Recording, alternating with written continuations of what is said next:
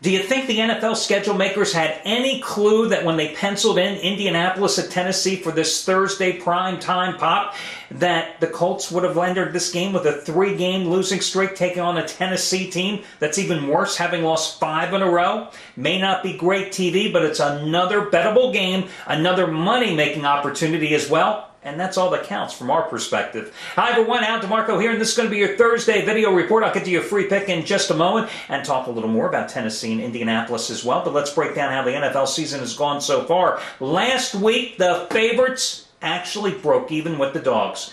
8-8, the favorites and the dogs, an even split versus the odds makers in Vegas. Now that may not seem like a lot, but consider this. That was week 13 action. The first 12 weeks of the season, 9 times the underdogs have had the upper hand versus the spread in Vegas. In fact, even after that break-even performance last week, the underdogs are still 18 games over 500. Basic human nature. Everybody gravitates towards the favorites. And then it's suspension of disbelief. Each week you keep saying to yourself, this is the week that the favorites are going to cover. This is the week I lay the points with the chalk and I'm going to win money. Suspension of disbelief is, bottom line, that hasn't been the case for all 13 weeks of the season so far. And as I've told you before, in my 25 years as a professional sports handicapper, I have never seen underdogs go on this type of sustained run in the NFL, especially since the opening kickoff the second week of September. Now tonight you have Indianapolis laying 3 points on the road to Tennessee. Road favorites so far this year are 29, 31, and 3 against the spread. So just a little 2 games under 500. But does that mean bad news if you're backing the Colts tonight? We'll talk about that in a second. Straight up winners, guys. If that crystal ball was working for you, you went 13-3 against the spread last week.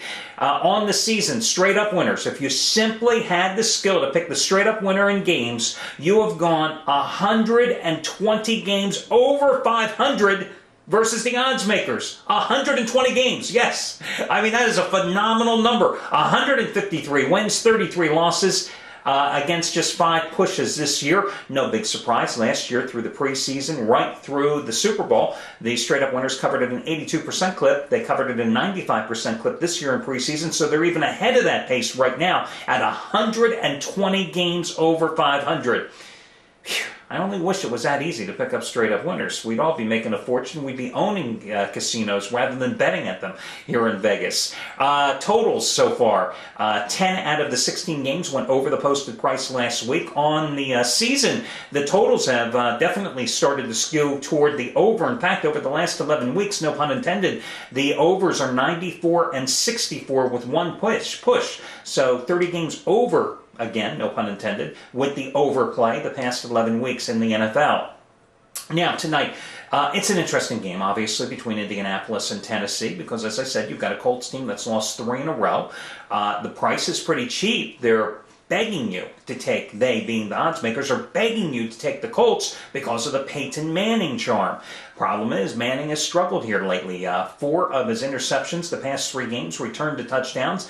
The Colts haven't been able to stop anybody defensively, and of course, they can't stop the run, nor do they have any ground support for Manning.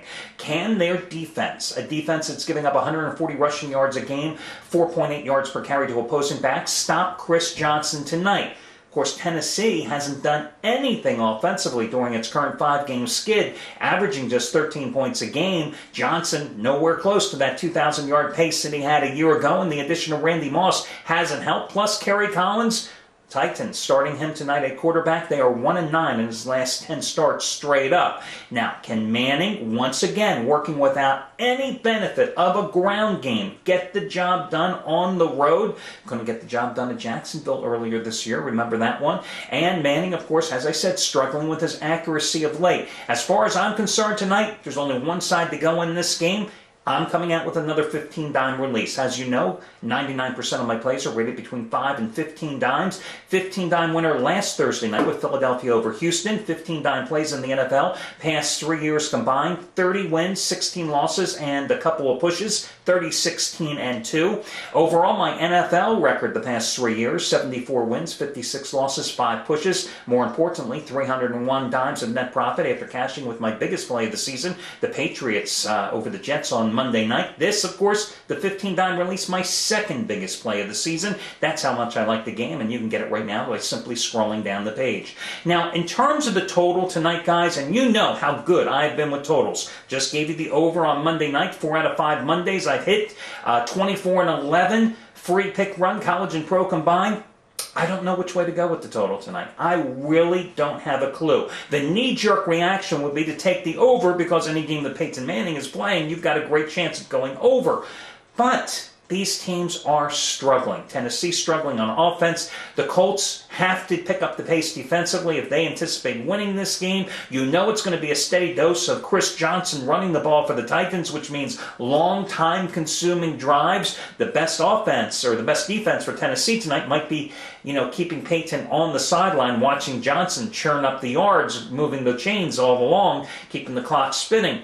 So I think maybe the under is the way to go, but forget about it. The free pick I want to give you tonight is in college basketball. I'm going to go with Georgetown, minus the 2 points against Temple. That's being played on Temple's campus at the Liacouras Center. Last year, these two combined for one of the ugliest games of the college basketball season, a game that Georgetown won at home, 46-45, a game in which the two teams both shot under 36% from the field, a game in which the two teams combined to miss, not hit, miss 35 of their 41 three-pointers last year.